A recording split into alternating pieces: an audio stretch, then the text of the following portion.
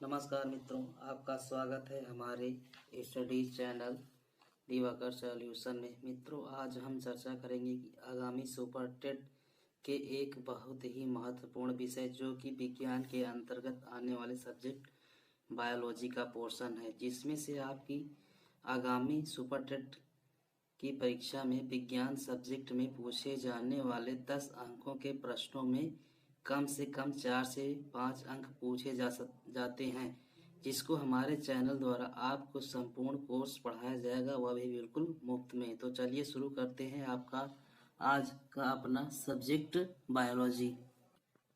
तो सबसे पहले हम सुपर टेट में बायोलॉजी के पाठ्यक्रम के बारे में जान लेंगे। तो हमारा देखते हैं बायोलॉजी में पाठ्यक्रम क्या है। तो सुपर टेट का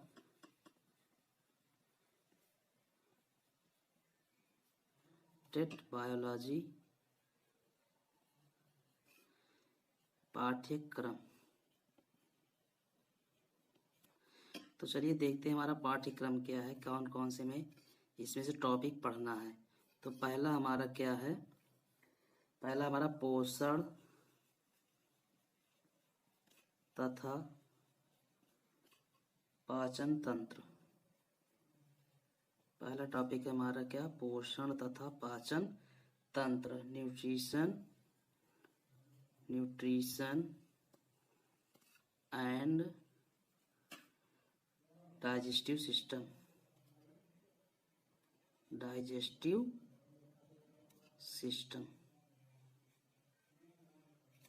हमारा अगला टॉपिक क्या है, तो हमारा अगला टॉपिक है श्वसन तंत्र।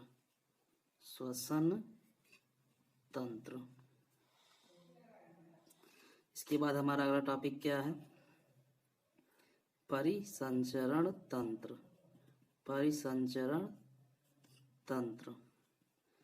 श्वसन तंत्र को क्या कहते हैं इंग्लिश में, रेस्पिरेटरी सिस्टम।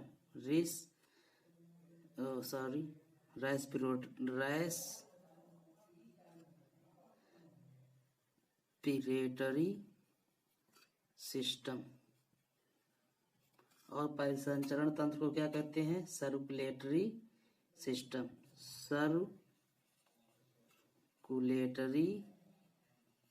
सिस्टम। हमारा अगला टॉपिक क्या होगा, चौथा हो जाएगा उत्सर्जन तंत्र। उत्सर्जन तंत्र की अंग्रेजी क्या हो जाएगी, रिप्रोडक्टिव सिस्टम। हमारा टॉपिक क्या हो जाएगा पांचवा, प्रजनन तंत्र। प्रजनन तंत्र को अंग्रेजी में क्या कहते हैं, इंडोक्राइन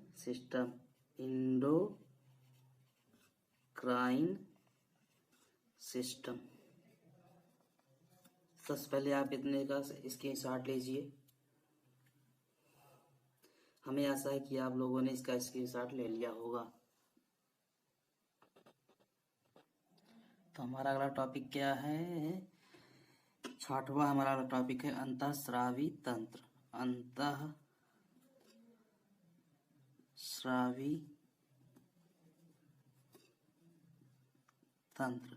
अंतःस्रावी तंत्र को इंग्लिश में क्या कहते हैं, नर्वस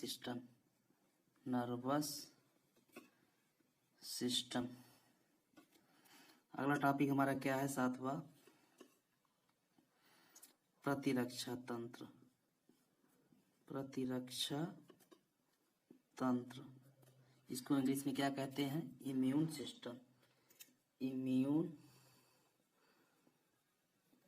सिस्टम। हमारा अगला टॉपिक क्या है, आठवां, कंकाल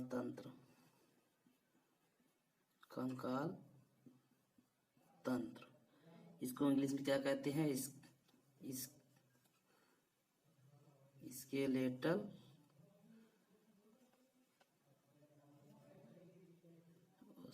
गलत हो गया, एक मिनट रुकिए, स्केलेटल सिस्टम। हमारा अगला टॉपिक क्या होगा, सबसे लास्ट में 9वां टॉपिक क्या होगा, पेशीय तंत्र। इसको इंग्लिश में क्या कहते हैं, मस्कुलर सिस्टम। Muscular system. तो हमें कुल मिलाकर यही 9 टॉपिक हमें क्या करना है, बायोलॉजी में पढ़ना है सुपर टेट के परीक्षा में। तो आइए चलिए शुरू करते हैं टॉपिक वाइज अपना सब्जेक्ट कौन कौन सा हमें पढ़ना है। तो पहला हमारा कौन सा टॉपिक हो जाएगा, तो देखिए सबसे पहला हमारा टॉपिक क्या आता है, पोषण। क्या आता है हमारा सबसे पहला टॉपिक, पोषण आता है। तो चलिए आज हम इसमें बेसिक चीजें एक बार देख लेते हैं कि पोषण में हमारा क्या क्या होता है। तो देखिए पोषण के कितने प्रकार होते हैं, 2 प्रकार के होते हैं। कौन कौन से, पहला होता है स्वपोषण और दूसरा क्या होता है, परपोषण। दूसरा क्या होता है, परपोषण। देखिए स्वपोषण किस में होता है, स्वपोषण पौधों में होता है। किस में होता है, पौधों में होता है। और परपोषण किस में होता है, जंतुओं में होता है। परपोषण किस में होता है, जंतुओं में होता है। तो स्वपोषण का मतलब होता है वे, यानी मतलब कि जो अपना स्वयं भोजन का निर्माण जो स्वयं करते हैं, कौन से कहलाते हैं, स्वपोषी कहलाते हैं। परपोषण यानी जंतुओं में होता है, क्योंकि वे क्या होते हैं, वे पौधों पर निर्भर होते हैं। तो देखिए पौधों में क्या होता है, क्लोरोफिल होता है। पौधों में क्या होता है, क्लोरोफिल। क्लोरोफिल किस में पाया जाता है, पौधों में पाया जाता है। और जंतुओं में पाया जाता है, जंतुओं में क्लोरोफिल नहीं पाया जाता है। देखिए प्रकाश की सहायता से क्या होता है, फोटोसिंथेसिस होता है, यानी कि प्रकाश संश्लेषण होता है। किसमें होता है प्रकाश संश्लेषण, फोटोसिंथेसिस।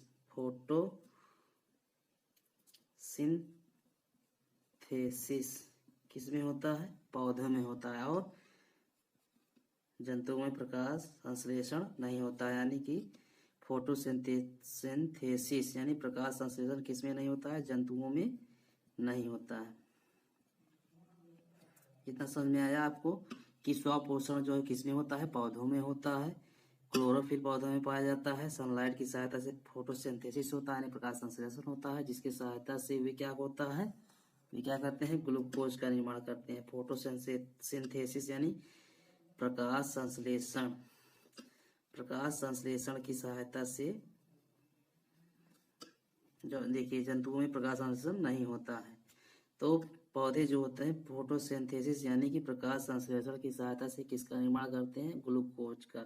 तो ग्लूकोज का निर्माण किसमें होता है, पौधों में होता है। CO2 प्लस H2O ग्लूकोज, यानी ग्लूकोज का निर्माण करते हैं।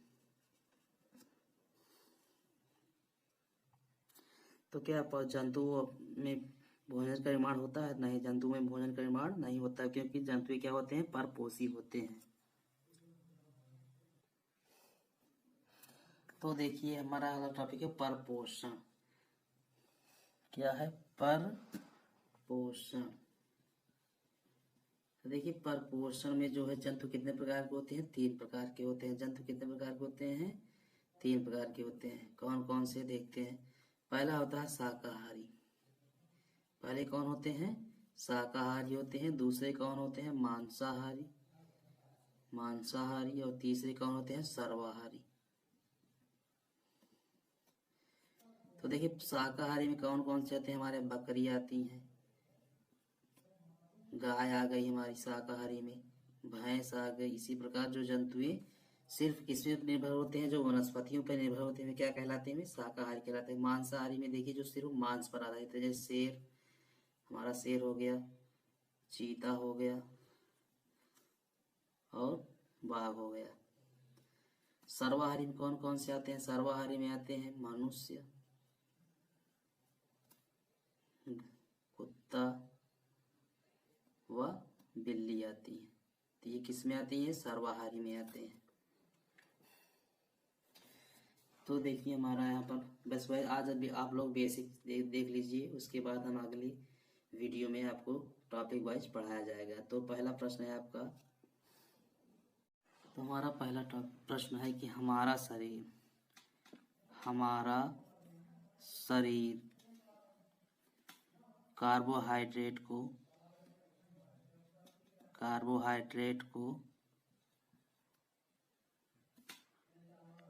परिवर्तित करता है।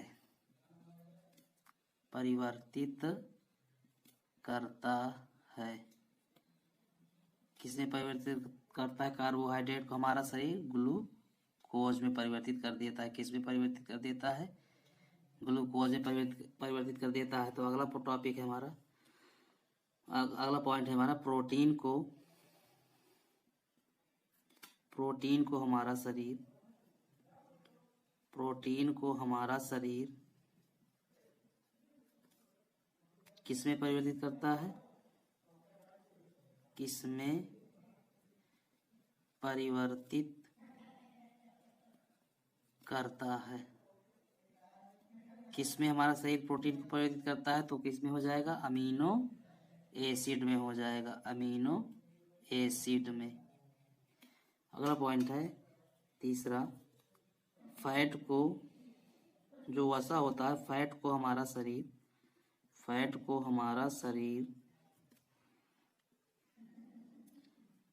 परिवर्तित करता है।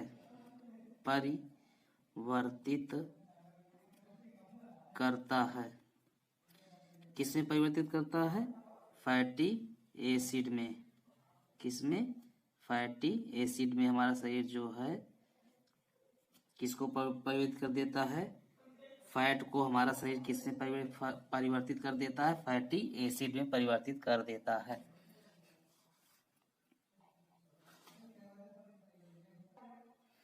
हमारा अगला टॉपिक होता है, देखिए, लीवर। चौथा क्या होता है? लीवर, पैनक्रियाज,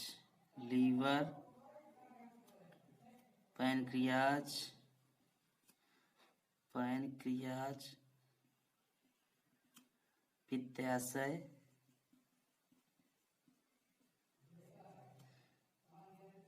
और अपेंडिक्स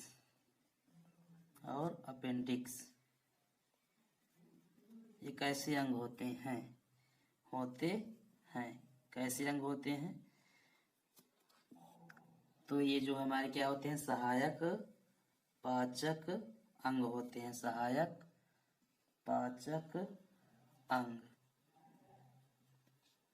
पाचक अंग हमारे कौन कौन से हैं? लीवर है, पैनक्रियाज है, पित्ताशय है और अपेंडिक्स। पैनक्रियाज को हिंदी में क्या कहते हैं? अग्नाशय कहते हैं। क्या कहते हैं? अग्नाशय कहते हैं। लीवर को आप जानते ही हैं। और पित्ताशय को अंग्रेजी में क्या कहते हैं? बाइल कॉर्नल कहते हैं। तो इसके बाद हमारा अगला टॉपिक आ जाता है आहार नाल। तो देखिए, आहार नाल में कुछ टॉपिक ऐसे हैं जिसे हम आगे चल के विस्तारित रूप से पढ़ेंगे। तो पहला टॉपिक है हमारा मनुष्य के आहार नाल की लंबाई होती है।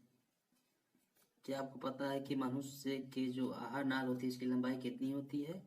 तो उसकी आहार नाल की लंबाई कितनी होती है? 33 फीट होती है। कितनी होती है? 33 फीट होती है। तो अगला पॉइंट है आपका, आहार नाल का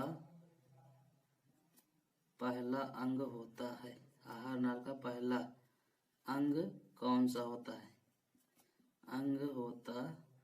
क्या आपको पता है कि हमारे आहार नाल का पहला अंग कौन सा होता है? तो हमारे आहार नाल का पहला अंग होता है कौन सा? मुख, माउथ।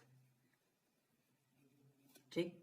अगला पॉइंट है हमारा तीसरा, आहार नाल का दूसरा अंग कौन सा होता है? क्या आपको पता है कि आहार नाल का जो आहार नाल होता है उसका दूसरा अंग कौन सा होता है?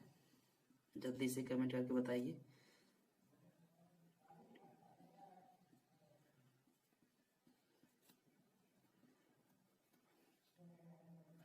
तो बताइए आप लोग कि आहार नाल का दूसरा अंग कौन सा होता है?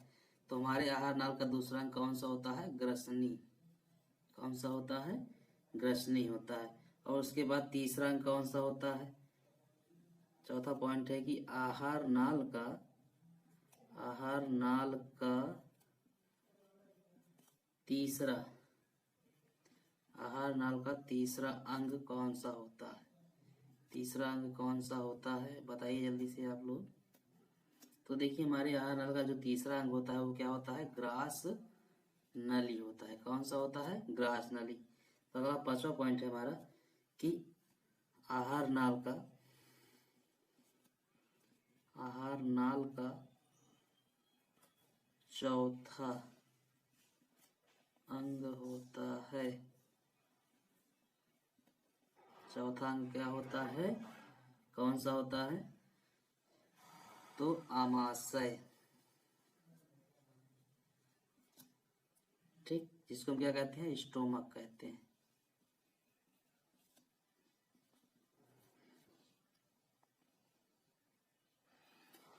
अगला है हमारा अब आहार नाल का जो है पांचवा अंग। कौन सा? पांचवा अंग। पांचवा अंग कौन सा होता है? तो पांचवा अंग हो जाएगा छोटी आंत। आहार नाल का पांचवा अंग कौन सा होता है? छोटी आंत होता है। तो अगला है आपका आठवां। छठा अंग कौन सा होता है? छठा अंग होता है। तो छठा अंग कौन सा होता है? बड़ी आंत होता है।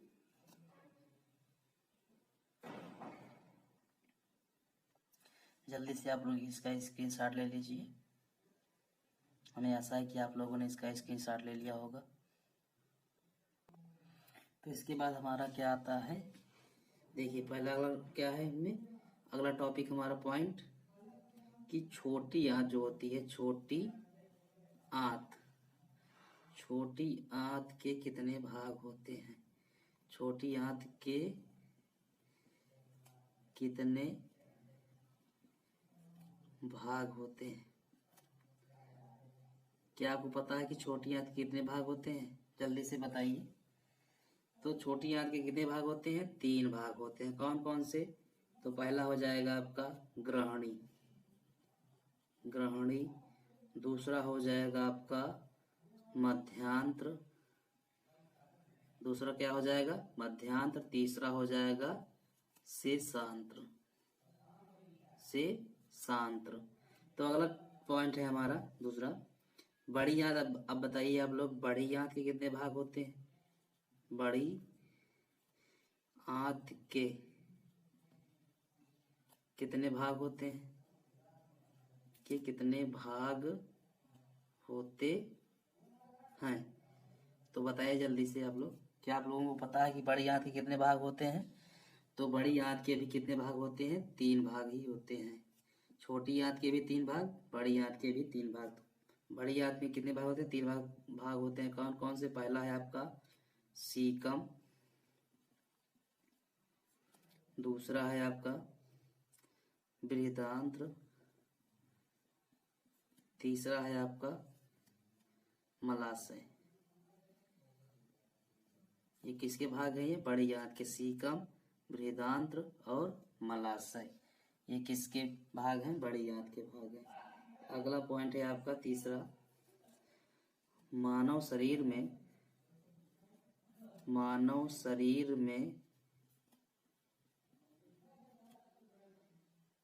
पाचन तंत्र में, मानव शरीर में पाचन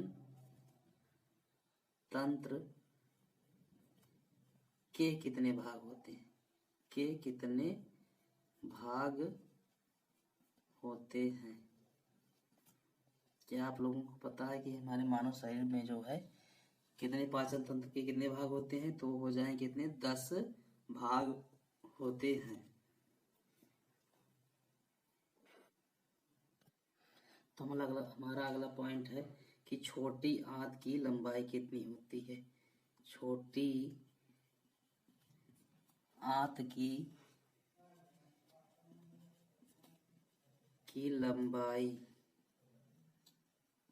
होती है। तो छोटी आंत की लंबाई हमारी कितनी होती है? 22 फीट की। कितनी फीट की? 22 फीट की। अगला पॉइंट है हमारा, अब देखिए अगला, बड़ी आंत की लंबाई होती है। कितनी लंबाई होती है बड़ी आंत की? बताइए आप लोग, जानकारी हो तो। कितनी लंबाई होती है? 2.5 से 3 फीट तक। अगला क्वेश्चन, अगला पॉइंट है आपका, तो देखिए लार में जो है कौन सी एंजाइम पाई जाती है? कौन सी एंजाइम पाई जाती है? बताइए कौन सी एंजाइम पाई जाती है? तो हमारे लार में जो है टायलिन एंजाइम पाई जाती है। कौन सी एंजाइम पाई जाती है? टायलिन एंजाइम पाई जाती है। अगला पॉइंट है, टायलिन एंजाइम किसका पाचन करता है? तो बताइए टायलिन जो है, टायलिन एंजाइम किसका पाचन करता है? किसका पाचन करता है? तो जो है टायलिन एंजाइम जो है किसका पाचन करता है? कार्बोहाइड्रेट का। किसका पाचन करता है टायलिन एंजाइम? कार्बोहाइड्रेट का। किसका पाचन करता है? कार्बोहाइड्रेट का पाचन कौन करता है? Ptyalin enzyme. उसके बाद अगला पॉइंट आता है, टायलिन एंजाइम जो है कार्बोहाइड्रेट को किसमें परिवर्तित कर देता है? अगला पॉइंट है, टायलिन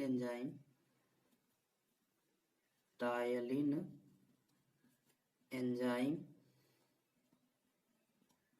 जो है कार्बोहाइड्रेट को किसमें परिवर्तित कर देता है? कार्बोहाइड्रेट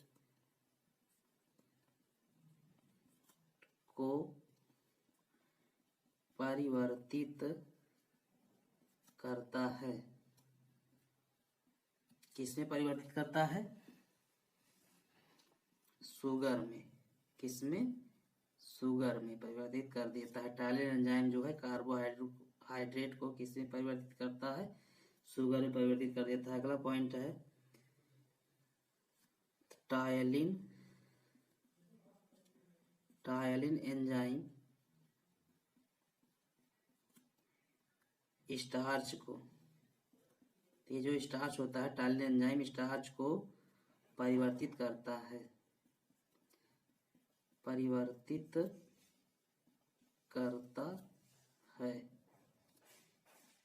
किसमें परिवर्तित करता है? माल्टोज में। किसमें परिवर्तित कर देता है? माल्टोज में परिवर्तित कर देता है। किसको? स्टार्च को। तो अगला पॉइंट है हमारा, जो है क्या है अगला पॉइंट, कि अमाशय। देखिए अमाशय हमारा जो है, अमाशय किसका पाचन करता है? किसका पाचन करता है? तो जो है अमाशय जो हमारा किसका पाचन करता है? प्रोटीन का। कितने % पाचन करता है? लगभग 70%। ठीक। अगला पॉइंट है हमारा, कि भोजन का सर्वाधिक पाचन कहाँ पर होता है? भोजन जो हम भोजन करते हैं, भोजन का सर्वाधिक पाचन कहाँ पर होता है? कहाँ पर होता है? तो हो जाएगा ग्रहणी। कहाँ पर? ग्रहणी, छोटी आंत में। छोटी आंत में। तो हमारा अगला पॉइंट क्या है, कि अपेंडिक्स। ये जो अपेंडिक्स होता है,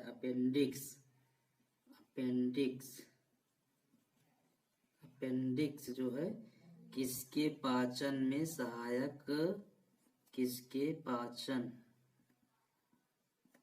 में सहायक होता है?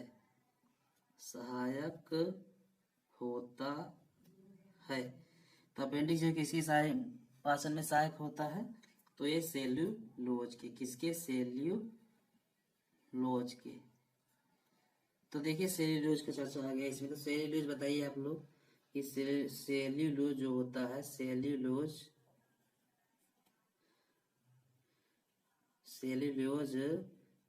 का पाचन मनुष्यों में होता है, मनुष्यों में होता है। क्यों होता है कि नहीं होता है? तो सेल्यूलोज का पाचन जो है देखिए मनुष्यों में नहीं होता है, नहीं होता है।